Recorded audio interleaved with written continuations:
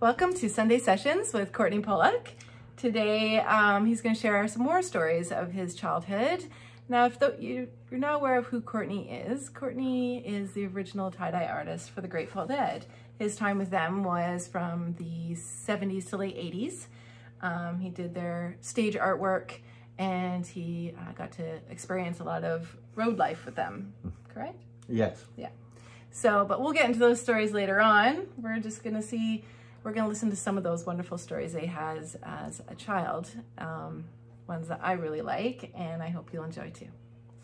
Take it away, Courtenay. Thank you. Thank you, Heidi. One of the things that growing up in war-torn England, things were tough, but as a boy, the town that I grew up in was a dockyard town. It was a shipbuilding town, and it was directly en route to London, where, of course, the Germans had come over and bombed the smithereens out of London. But en route, they would drop a lot of ordnance right on our town to destroy the shipbuilding capabilities. And of course, they would target the industry along the river, the shipbuilding, and of course the town hall, which would be the center of government for the town. And so probably a good 20% of the town was just bombed. It was just rubble. And a lot of houses were still standing, whole streets of them, in a unsafe, they weren't habitable, but they were still ruins to explore and treasures to find.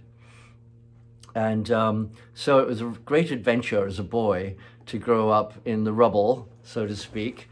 It might sound a bit gross for today's world, with everything so orderly, but other countries aren't as lucky as we are here. And in war-torn England after the war, it was pretty bad, but just an adventure. And one of the things that I discovered was these tunnels that ran underneath the city and under the river to the industries on the other side of the river, and all joined up with the town hall. And they were all they were built actually for the First World War, and a lot of the forts along the river were built before that, because all the invasions that happened in England were they started in the town of Rochester, which is where I was born. And Rochester, Chatham became twin cities. When the Romans invaded, it was Rochester, and all the Roman roads started in Rochester. And they'd come across from the continent, from Europe, and hit the landmass in the south of England, and then they'd follow the landmass around until they came to a river, and then they would go up the river to penetrate inland. And when the river shallowed and they couldn't get the ships any deeper into the country, that's where they would start their invasion from. There wasn't a lot of resistance back then when the Romans came. It was just a bunch of chieftains and little kingships or whatever. But all the invasions, the Saxons, of course the Vikings in their day, they all started in Rochester. And so there was these tunnels were escape routes, and they started way back in history. And the forts along the river were built to belay the invasions over the centuries, over the millennia, in fact. And so they all connected up to these tunnels that ran underneath the town and underneath the river to the industries and heads of government. And I discovered them out exploring a forbidden area, which was the army training grounds, where they would, do training with armaments. And I was crawling through the underbrush and, playing whatever, like an idiot, with bullets whizzing and stuff.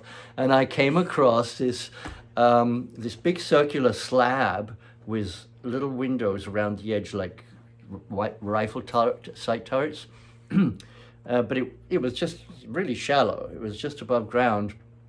And I wriggled in and looked, and there was this big grating, and I got a stone and I dropped it through the grating, and I was, dink. I was like, God, it's dry down there. It's dry down there, and it's a long way down, because it took a few seconds for the stone to hit bottom. So I went right. I went home and I found this great big iron bar and came back and I levered this padlock off the grating that was, and it was a big circular well about 8 feet across, and there was these horseshoe rungs that, you know, you could climb down. So so I went down. I went down, and it was slippery and slimy, and some of them were missing and some were a little loose, and I would, ooh. and of course it already was capped, so the only light was coming in through the little slits around the edge, and pretty soon that little bit of light was dimming, and it was complete blackness down there. And I just kept on climbing down and feeling for the next rung, and finally when it was pitch black, and I get to the bottom, and I'm standing on a heap of rubble, feels like rubble, and I have a little pack of matches, and I strike a match. And sure enough, I'm on a heap of rubble, and it's all brick, these all brick built wells, you know, post-Victorian or pre-Victorian they were building with brick. And so I see this architrave, this curved set of brickwork right at the top level of the rubble heap that I'm standing on, and I go, well, that's got to be a doorway. So my match starts burning my fingers, and so in the darkness I'm scraping the rubble and the rocks out of the way. I strike another match, and sure enough there's a little gap there, and I get in there and work enough rocks out until I can slither down the rubble heap underneath this, into this whatever it is. And it turns out I get to the bottom of this slippery slope and strike a match, and I'm in this great big tunnel, this great big hoop tunnel, and you know, you can't see very much with a match, but I found a piece of something I could use for chalk, and I started feeling my way along the tunnel and chalking it, and then after several minutes of this, there was some turnings, so I was like, well, this is going to take some exploration, and I'm running out of matches. So I've made my way back. Okay, Ruby, go on. And and got my best friend, Colin, and I said, Colin, I've made the great discovery of all time. We have to go and explore these tunnels. I told him about them, and we have to find a torch, which would be a flashlight in today's terminology.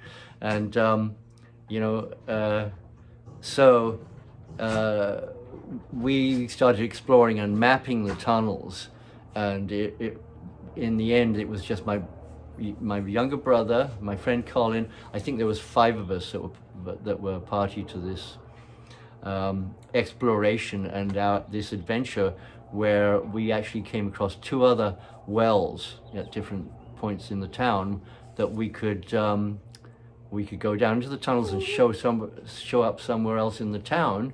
And it was a great escape route, and it was also like a magic trick. But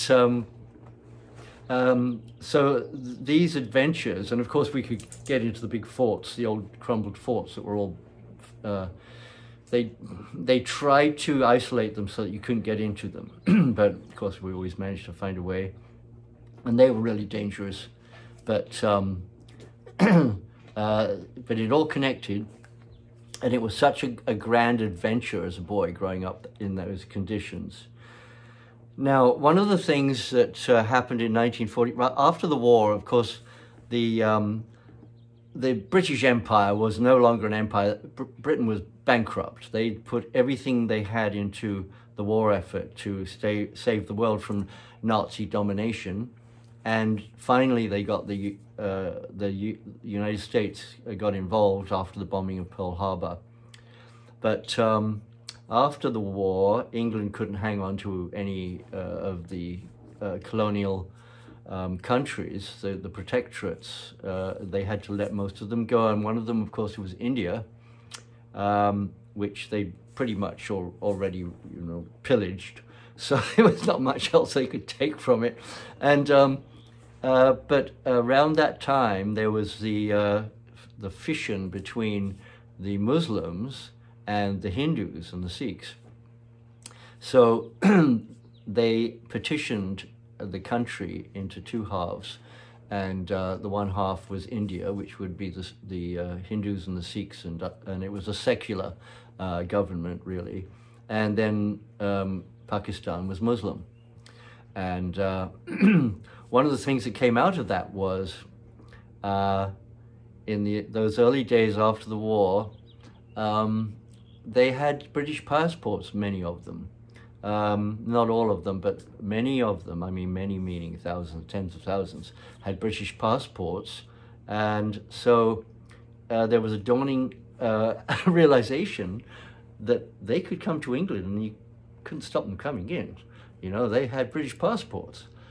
And the moment that awareness got around, it was like the floodgates, and they were pouring into England. And our town was one of the target towns because it had some industry. It was only about 30 miles from the port of entry at Dover, and these they'd come in and they'd go on. Well, it was the Commonwealth. What a misnomer that is. Commonwealth. Well, there's always been the haves and the have-nots, but Commonwealth was, just, it takes a cake, really. But they did have welfare for people that were indigent or, had no source of feeding themselves or their families. So these people would come from India and then later on Pakistan on their British passports and bring their family in, and their family and bring their families in, and they'd rent a room in a house somewhere, and then suddenly there's several people in that room, all living on the dole, which is a stipend that the government's giving people with British passports that are indigent, essentially, and they would just pretty soon they'd have the whole house, and then pretty soon they'd buy the house, and within a year or so they owned whole streets. And one of the things, well, two things that they all wanted when they came in, they'd come to my dad's shop and said they wanted a gas stove to cook food, and they wanted a Singer sewing machine to make clothes. And of course the men didn't do anything, the women did all the work from that culture. The men would just layabouts. Back then, notwithstanding that they turned out to be really good at handling money and engineering. They have actually amazing minds, so many of the men, but back then it was just, they just live off the women. And so they come in, they want sewing machines from my dad, and back then, of course, they were the treadle sewing machines that you work with your feet, or the hand-turn ones, and which, I don't know how you hand turn and then you get both hands on it. It's just like you need 3 hands.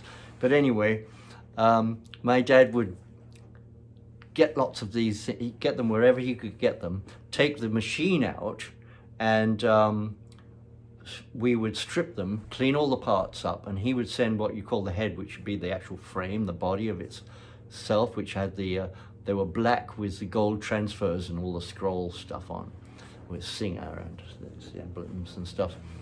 He'd send them off to be re-enameled. They'd come back looking like new, and I would clean all the parts out that go in the machine, and we would cobble it all back together. And my dad had found a place that did motors that he could attach to the machine to turn it, and these cases that are all fit into these carrying cases. So he now had electric sewing machines made out of all these old sewing machines, and he'd sell them for, guess what, £5. Everything was £5. nice round figure. Yeah. So all of these, so many of these Indians and Pakistanis coming in with their families, and they were just, you know, he did very well on sewing machines. And the other thing was the gas stove. So he'd be picking up all these old gas cookers from these estate sales and these bombed out buildings. And guess who would be cleaning them all up and getting all the grime off and trying to make them all work and look, you know, presentable. And so he would be selling the gas stoves and the Singer sewing machines from his store, and I would be making money, you know, helping put that together. So those were, that was another resource for bringing money into the household. And so I just wanted to put that little story together about the petitioning of India and Pakistan and how it worked for us. That's wonderful, Courtney. Thank you so much. It was great to hear that story. I loved it. And you guys were so inventive in the ways that you brought money into the family. It's wonderful. I loved it, the whole adventure and challenge of it. Yeah. Yeah. That's great. Thank you. Thank you. And thanks for watching. And if you'd like to hear more stories from our Sunday sessions, just subscribe to the link below, and we'll see you soon.